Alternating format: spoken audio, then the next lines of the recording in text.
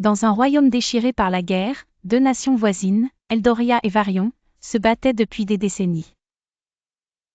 Les champs autrefois verdoyants étaient désormais jonchés de cadavres et de cendres. Les familles étaient brisées, les villages réduits en ruines, et l'espoir semblait avoir déserté les cœurs. Parmi les soldats d'Eldoria se trouvait Kael, un jeune commandant idéaliste qui rêvait de paix. De l'autre côté, combattant dans les rangs de Varion, se tenait Lyra, une guerrière aussi redoutable que compatissante. Tous deux étaient des héros pour leur peuple, mais leur destin allait les unir de la manière la plus tragique. Un soir, alors que la lune cachait son visage derrière les nuages, Kael et Lyra se rencontrèrent par hasard dans une clairière, loin des champs de bataille. Ils ne se reconnurent pas immédiatement, leur armure couverte de boue et de sang. Ils parlèrent toute la nuit, partageant leurs rêves, leurs peurs et leur lassitude de la guerre. Inconsciemment, ils avaient trouvé en l'autre un esprit semblable.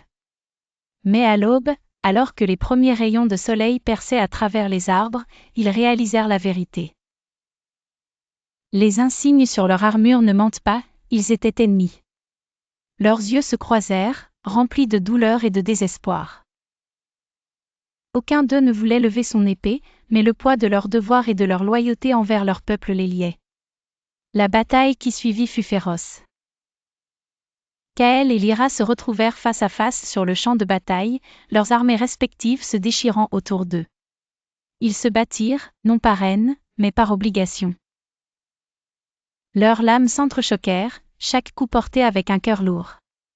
Enfin, dans un dernier échange, Kael et Lyra s'empalèrent mutuellement, leurs épées atteignant leur cible au même moment. Ils tombèrent ensemble, leurs mains se tendant l'une vers l'autre dans un dernier geste d'affection.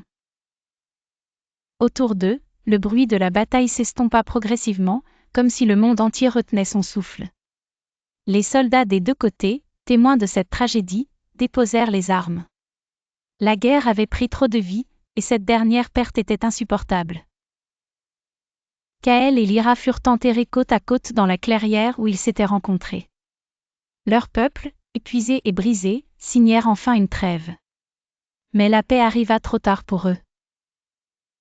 Leurs noms furent gravés sur une pierre tombale commune, avec une simple inscription, ils s'aimaient dans un monde qui ne savait que haïr.